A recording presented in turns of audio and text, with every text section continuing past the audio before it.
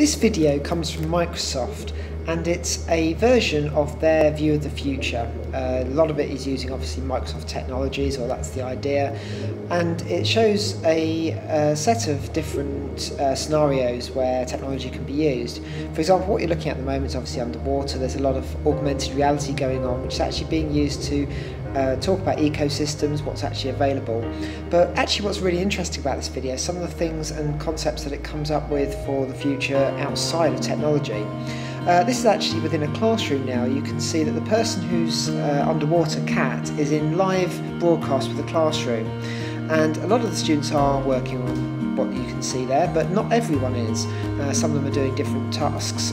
They're using an iPad or iPad style device, a Surface style device, I guess, being Microsoft.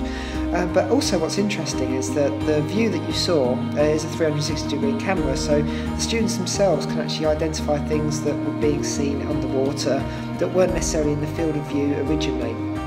The idea of being able to move items from one computer to another based on their physical location is actually quite a straightforward one, and everything that I think you see in this video, barring the fact that everything's ultra light, ultra slim and no batteries, is pretty much possible.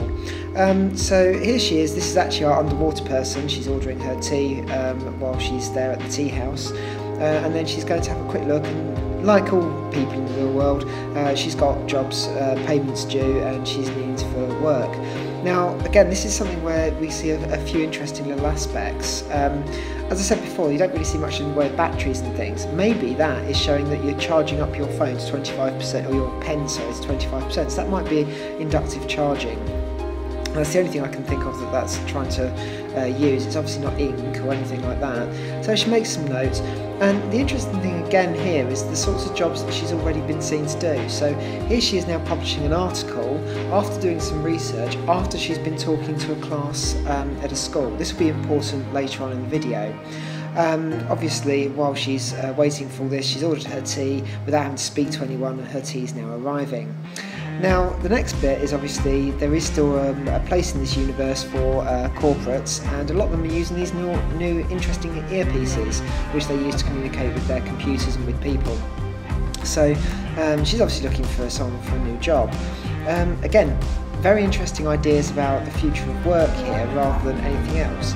She's got some tasks her work needs to conduct, and she wants to find people who are suitable for that work. So this computer, using big data, gives her an idea, understanding of where people's interests and expertise lie, which ones would actually be the best match. But more than that, what is their network intelligence, i.e., what is their influence over social networking? So from that, she can actually make some analysis and ideas about what actually is a better person for her. And when she finds somebody, again, this is a nice interesting segment. Obviously this is her equivalent mobile phone type thing, a wearable computer. She then gets asked if she can join the project. Again, this is going to be important later on, which I'll explain. The technology of having these sort of user interfaces are quite useful, but the co-working space is also very interesting, because immediately, here I am out enjoying my life with my friends. I'm going to go off to work now and see about this project. So she goes to a co-working space. She's already got a license, obviously, to use it. She's able to just log in by going through the door. And this is the equivalent, I suppose, of a workstation. Again, the ever-present earpiece, a list of all the different things that she's been given off her phone, off her bracelet, sorry. And this was the information that she was sent about joining our project team. So it's like a job pitch, but in reverse. She's been asked if she would want to join this company. She looks over the sort of work that the company's doing. She works out if she can actually add value to this company or not, and if she can add value to this company, she finally decides, yes, actually, you know what, I will join this company. So there she is being told that she's joined the project, and the person, the head of the company, who's at home still at that point, now knows that that person's in the company.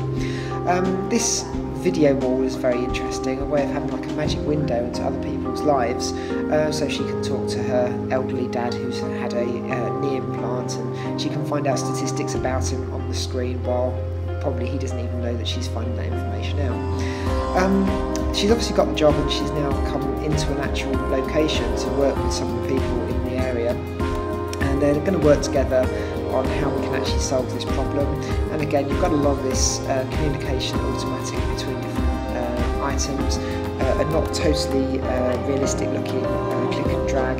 And then the communications obviously are being held remotely, with people looking into each other's eyes, etc., to make it more realistic. Obviously a computer would actually be generating a lot of that imagery, so that you'll be looking at the camera, but actually then it would make it look like you're looking at a person.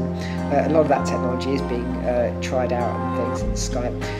Holographic interface is just obviously from her point of view. She looks like she's using hologram because of the way that the screen works, which would be very similar to sort of a 3DS style, Nintendo 3DS style.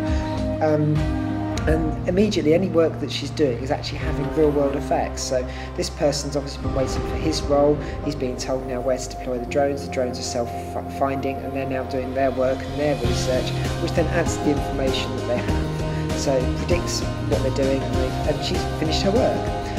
What's interesting is she now has 3 new project offers, so it's showing a completely new way of working. She doesn't have a job, she doesn't work for a company, and like a lot of people, what she's actually going to end up doing is working from project to project and using her skills and expertise where they're required.